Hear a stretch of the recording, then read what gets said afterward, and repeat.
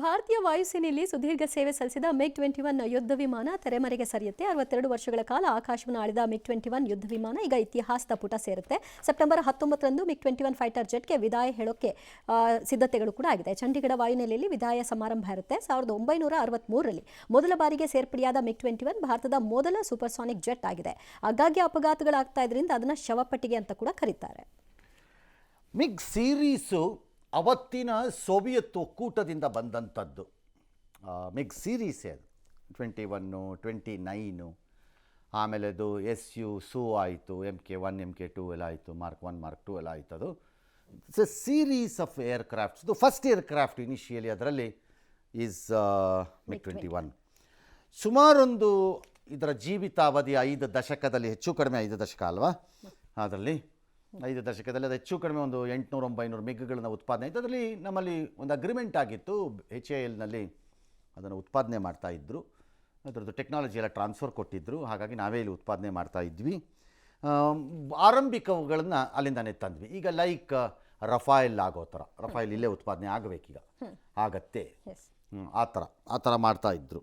88 kg ಇದ್ದವರು ಈಗ 72 kg ಬಂದಿದ್ದಾರೆ. ಅಂದ್ರೆ 16 kg ವೆಯ್ಟ್ ಲಾಸ್ ಮಾಡ್ಕೊಂಡಿದ್ದಾರೆ. ಮೊದಲ ದಪ್ಪ ಬಾಳದಿ ಎಷ್ಟು ಮೇಯ್ ಬಿಟ್ಟಿದಿ ಎಷ್ಟು ದಪ್ಪದಿ ಅಂತೇಳಿ ನನ್ಗೆ ಹಾಸ್ ಮಾಡ್ತಿದ್ದು. ಈಗಿಲ್ಲ, ಈ ಸಲ ಬಾಳ ಸಣ್ಣ ಹುಡುಗಿಗೆ ಕಾಣತ್ತೆ ಅಂತ ನನಗೆ ಜನರು ಅಂತ. ಇದಕ್ಕೆ ಯಾವ ಸೈಡ್ ಎಫೆಕ್ಟ್ ಇಲ್ಲ. ನನ್ನ ಜೀನಿ ಸ್ಲಿಮ್ ತೊಗೊಂಡ್ ಫುಲ್ ಖುಷಿ ಇದನ್ನೀಗ.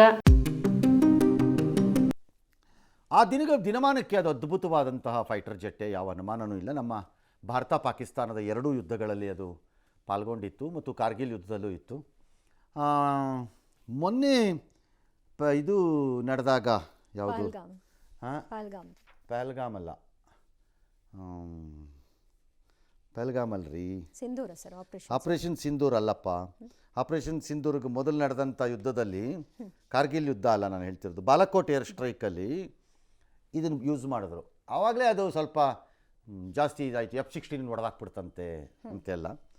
ಸರಿ, ಏನಿಯೋ ಒಟ್ಟಲ್ಲಿ ಇದು ಅತ್ಯಂತ ದೊಡ್ಡ ಪಾತ್ರವನ್ನು ನಿರ್ವಹಿಸಿರುವ ಒಂದು ಬಹು ಇಂಪಾರ್ಟೆಂಟ್ ಏರ್ಕ್ರಾಫ್ಟು.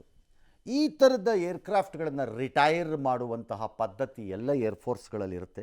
ನನ್ನ ಪ್ರಕಾರ ಇದು ಲೇಟ್. ಇದು ಮಿಗ್-21 ರಿಟೈರ್ ಮಾಡ್ತಾ ಇರೋದು ನಾವು ಲೇಟ್ ನನ್ನ ಪ್ರಕಾರ. ರಿಪ್ಲೇಸ್ಮೆಂಟಾಗಿ ತೇಜಸ್ಸನ್ನು ಹೇಳ್ತಾ ಇದ್ದಾರೆ. ಎಲ್ಲ ಸ್ಕ್ವಾಡ್ರನ್ಗಳು ಬಿಲ್ಡ್ ಆಗಬೇಕು, ಅಷ್ಟು ಸುಲಭ ಅಲ್ಲ ಅವುಗಳು. ಹೆಂಗೆ ಮಾಡ್ತಾರೋ ಏನೋ ಗೊತ್ತಿಲ್ಲ ನನಗೆ, I don't know. Because already ಭಾರತೀಯ ವಾಯುಪಡೆ ವಿಪರೀತವಾದ ಕೊರತೆಯಲ್ಲಿದೆ, ವಿಮಾನಗಳ ಕೊರತೆಯಲ್ಲಿದೆ, ಸ್ಕ್ವಾಡ್ರನ್ಗಳ ವಯಸ್ಸಲ್ಲಿ ತುಂಬ ಕೊರತೆಯಲ್ಲಿದೆ.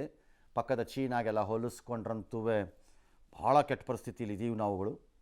ನಂಬರ್ ವೈಸ್ ನಾನು ಮಾತಾಡ್ತಿರೋದು. ಇದನ್ನು LCAಯಿಂದ ರಿಪ್ಲೇಸ್ ಮಾಡ್ತೀವಿ ತೇಜಸ್ಸಿಂದ ಅಂತ ಹೇಳ್ತಾ ಇದ್ದಾರೆ. ನೋ ಐಡಿಯಾ ಏನು ಮಾಡ್ತಾರೋ, ಮಾಡ್ತಾರೆ. ಇನ್ನೊಂದು ಕಡೆ ಅಮೆರಿಕದ ಅಪ್ಯಾಚೆ ಹೆಲಿಕಾಪ್ಟರ್ಗಳಿವತ್ತು ಬಂದು ಭಾರತಕ್ಕೆ ಬಂದು ತಲುಪಿದವು. ಅದನ್ನು ವಾಯುಪಡೆ ಮತ್ತು ಸೇನೆಗೆ ಕೊಡ್ತಾ ಇದ್ದಾರಂತೆ ಒಂದಷ್ಟನ್ನು. ಇದೇನು ತುಂಬ ದೊಡ್ಡ ಪರ್ಚೇಸ್ ಆದಂಗಿಲ್ಲ. ಅಂದರೆ ಈಗ 50, 60, 70, 100 ಹೆಲಿಕಾಪ್ಟರ್ಗಳು ಪರ್ಚೇಸ್ ಆಗಿವೆ ಅನ್ನೋ ಥರ ಇದ್ದಂಗಿಲ್ಲ. ಇದು ಭಾಳ ಕಡಿಮೆ ನಂಬರ್ ಆದಂಗಿದೆ. ಬಂದಿದೆ, ಅದು ಲೇಟ್ ಅದು ಬಂದಿರೋದು. ಟೋಟಲ್ ಪರ್ಚೇಸು ಕಡಿಮೆ ಇದ್ದಂಗಿದೆ ಇದು ನೋಡಿದ್ರೆ. ಹೇಗೇನು ಆ ಫೀಲ್ಡಲ್ಲೂ ನಾವು ಹಿಂದೆ ಇದ್ದೀವಿ. ಬಿಕಾಸ್ ರಷ್ಯನ್ ನಿರ್ಮಿತ ಕಮಾವ್ ಯಾವುದೋ ಹೆಲಿಕಾಪ್ಟರ್ ನಾವು ಇಲ್ಲಿ ಮಾಡಬೇಕಾಗಿತ್ತು. ಈ ಯುಕ್ರೇನ್ ಗಲಾಟೆನಲ್ಲಿ ಈಗ ಅದು ಆಗ್ತಾ ಇಲ್ಲ ಅಂತಿದ್ದಾರೆ. ಗೊತ್ತಿಲ್ಲ, ಏನಿಯೋ ಒಟ್ಟಲ್ಲಿ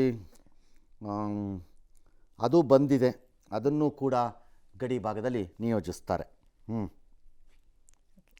C every equipment has its own strength and weaknesses. Apache is a very advanced helicopter.